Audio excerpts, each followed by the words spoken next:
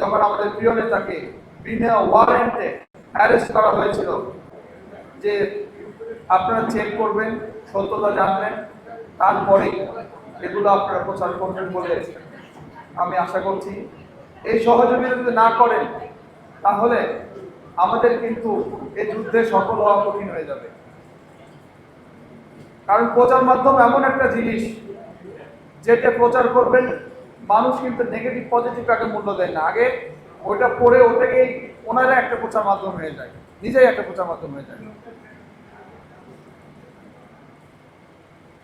আমি ওদিকে আর যাচ্ছি না, আমি স্মরণ করছি সেই দিনগুলোর কথা যখন আমরা দুঃসময় এই প্রোগ্রামগুলো করতাম। তখন আমাদের মহাসচিব, আমাদের রিজভি ভাই, আমাদের টুকু ভাই সহ অন্যান্য নেতৃবৃন্দ উপস্থিত থাকতেন। কি কঠিন ছিল সেই দিনগুলির কথা। আজকে যারা এখানে উপস্থিত আছেন, ওই সময় আমি এই মুখগুলো ম্যাক্সিমাম ওই সময় দেখতাম।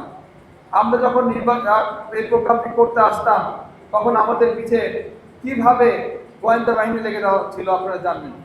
আমাদেরকে আসতে দেওয়া হতো না, জমায়েত করতে দেওয়া হতো না। আমাদের অতিথিরা যে এখানে আসবেন তাদেরকে আসতে বাধা দেওয়া হতো। বিভিন্ন ধরনের ফোন, বিভিন্ন ধরনের হুমকি, বিভিন্ন ধরনের ধামকি দেওয়া হতো, এবং আমরা এই প্রোগ্রাম শেষে যে নিশ্চিন্তে বাড়ি ফিরবো তাও করতে পারতাম না। অনেকে রাস্তার মধ্যে আটক হয়ে গ্রেপ্তার হয়ে যেতাম। আচ্ছা, যাক, সেই দিনের কথা। আমরা ইনশাআল্লাহ যুদ্ধে জয়লাভ করে আজকে এই পর্যায়ে এসেছি।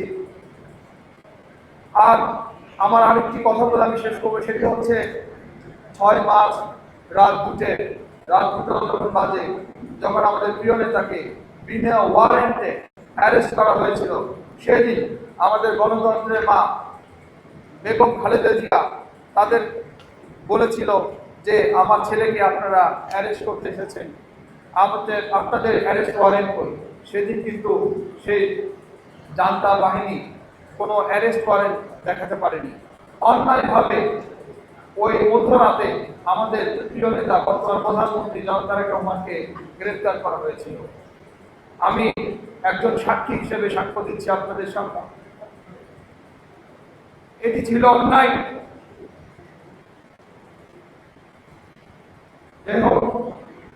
লাস্ট যখন তাকে ধরে নেওয়া হচ্ছিল, তখন লাস্ট ফোনটা আমি করেছিলাম। আমাদেরকে সাবধানে থাকতে বলেছিলেন আমাদের প্রিয় নেতা। আমাদের প্রিয় নেতা নিজের কথা কিন্তু একটু ভাবেনি। আমাকে শেষ কথাটি বলেছিল, আমার পরিবারকে খেয়াল রেখো, নিজেরা সাবধানে থেকো, এটাই তার শেষ কথা ছিল। যাই হোক, আমাদের প্রিয় নেতাকে ওই সময় ধরে নিয়ে যে কিরকম নির্যাতন করা হয়েছে আপনারা সবাই জানেন। এখন অনলাইনের যুগ, আপনারা অনলাইনে এগুলো এখনো ভাসছে। এখন আমি বক্তব্য দীর্ঘিত করতে চাচ্ছি, রমজানের মাস, ধৈর্যের ত্রুটি করবো না।